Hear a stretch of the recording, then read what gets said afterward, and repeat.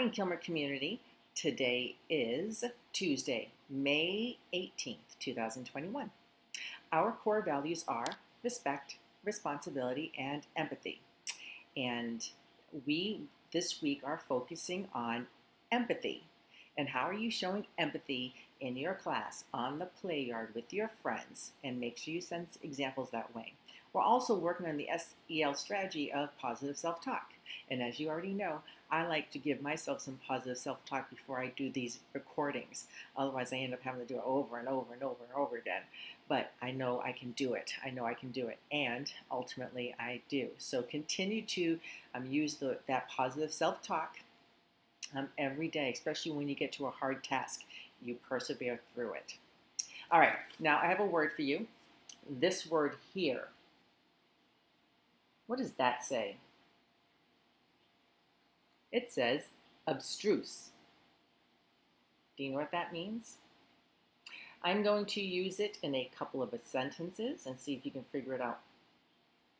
So the song was critically acclaimed. It was just, I received so many awards, even though it had abstruse lyrics. So the words in it were abstruse. Another sentence would be, the movie's ending was far too abstruse for the general public. What does that mean? Well, I will tell you, it's an adjective to describe something, and it comes from the Latin word abstrusus, which means to put away or hidden.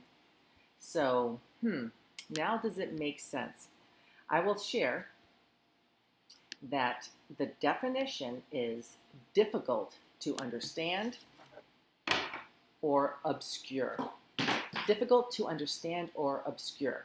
So if I use in the sentence, the song was critically acclaimed, even though it was difficult to understand. The lyrics were difficult to understand. The movie's ending was far too difficult to understand for the general public. Does it make sense? All right, you got it. All right, next, I want to share Asian American as we continue to honor Asian American and Pacific Islander Month. So I will share this person here. This is Wataru Misaka. He was known as Wat. Okay, he was born in Utah in 1923 to Japanese American parents. He was called a Nisei, which was a term used for second generation Japanese American. He grew up poor, living in a basement between a bar and a pawn shop. As a second generation Japanese American, Niseis were discriminated against and often excluded from extracurricular activities. Restaurants wouldn't serve him, and neighbors often crossed the street to stay away from him. Despite this, he was able to join Nisei organized baseball and basketball leagues. He attended Ogden High School, where he led the basketball team to a state championship in 1940 and a regional championship in 1941. Because he was from Utah, he wasn't forced into the incarceration camps in Utah where other Japanese Americans were forced to live and work.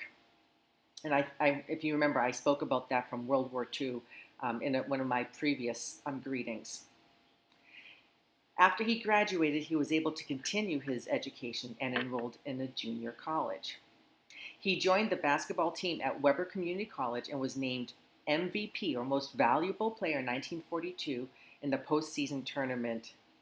In 1943, he was named Weber Junior College Athlete of the Year.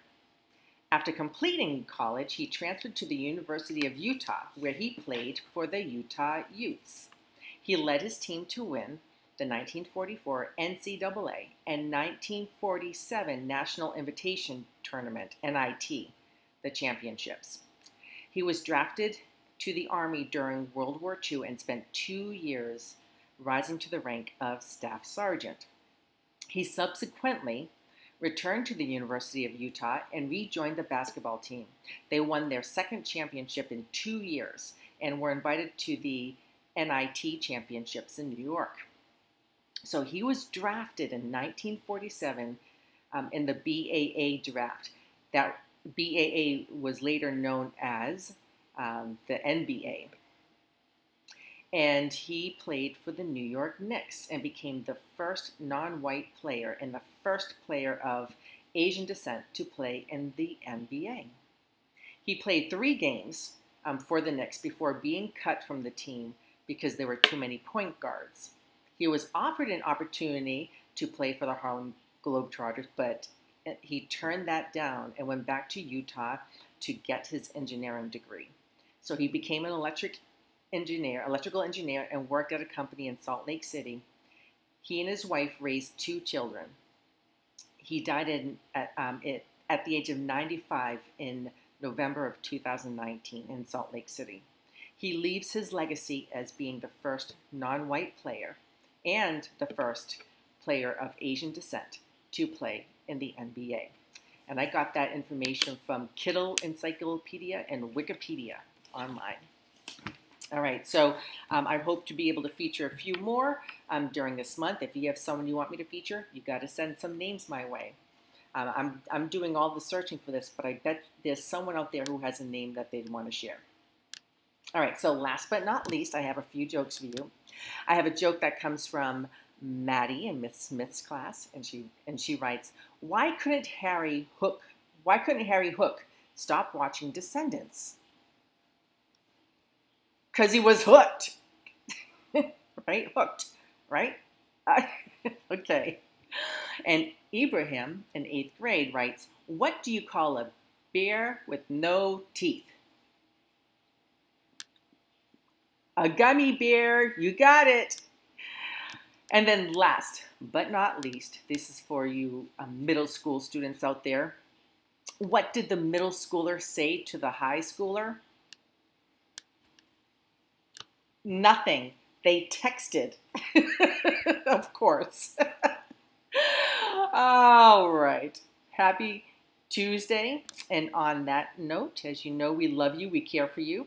It's going to be a beautiful day. So make sure you get out and breathe some fresh air. And always be your best you. And make today and every day a great day. I will see you next time.